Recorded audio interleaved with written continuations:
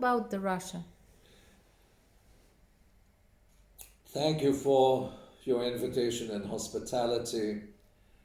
Um, the war in Ukraine is being the object of media disinformation right from the outset. What should be understood is that the war did not start in 2022 with Putin's special operation. It started in 2014.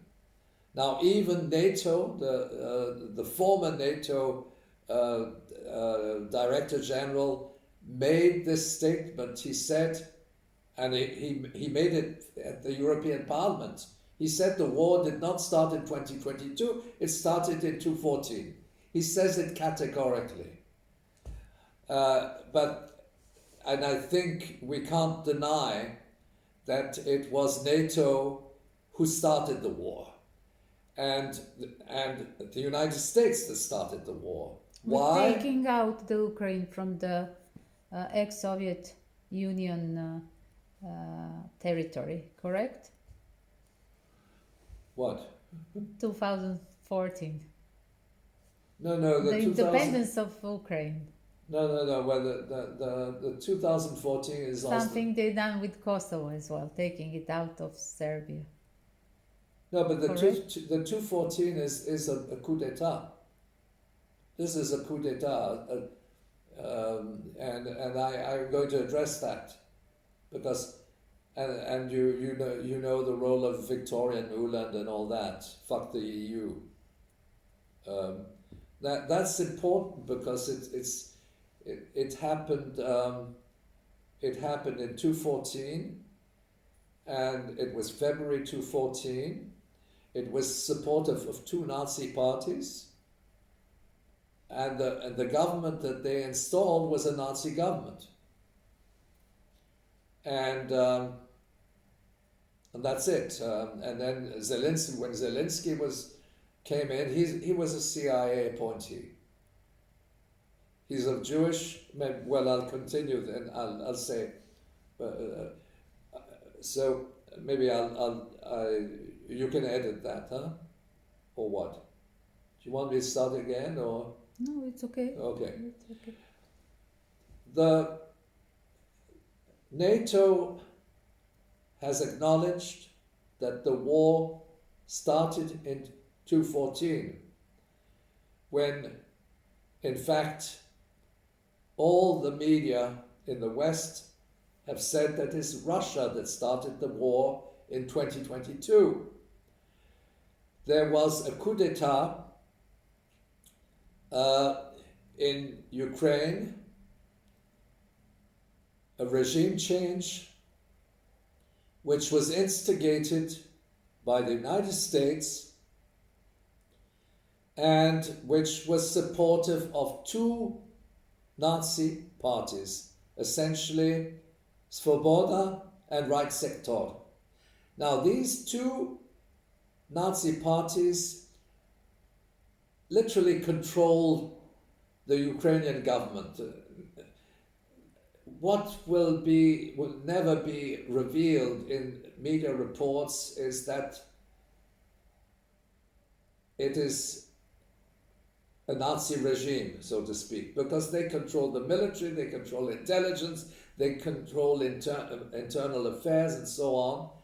And in other words, it is the Nazi faction of this government which ultimately calls the shots. And that we have ample documents that the United States was involved in supporting the Euromaidan with and killing people literally. Now, I have lived two military coups. I haven't witnessed the U.S. coup in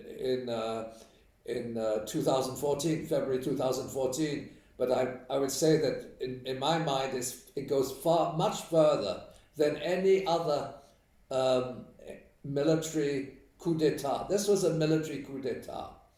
because it used the Azov battalion, which is a Nazi component, and even the Ukrainian forces, which were actually very much in the line of these two Nazi parties. And so the war started in 2014. And then, of course, it also resulted in bombings of Donbass and so on and so forth. Now, what the media will never tell you, but there are some reports, is that this was a Nazi government. This is a Nazi government. It's still there.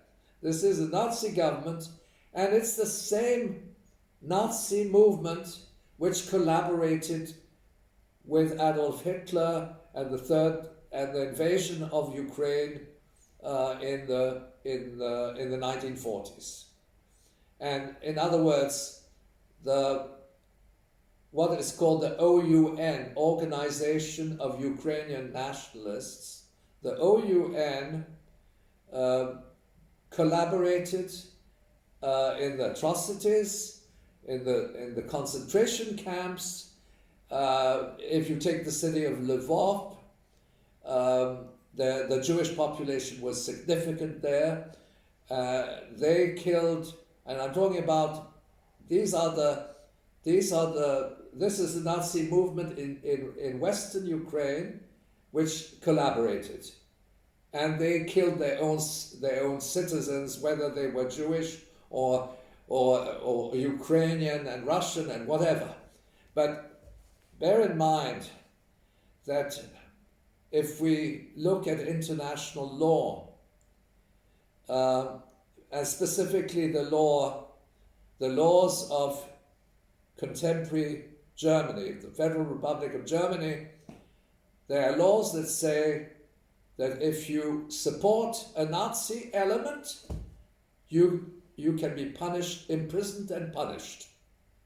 That is in the laws of Germany. Nobody can deny that.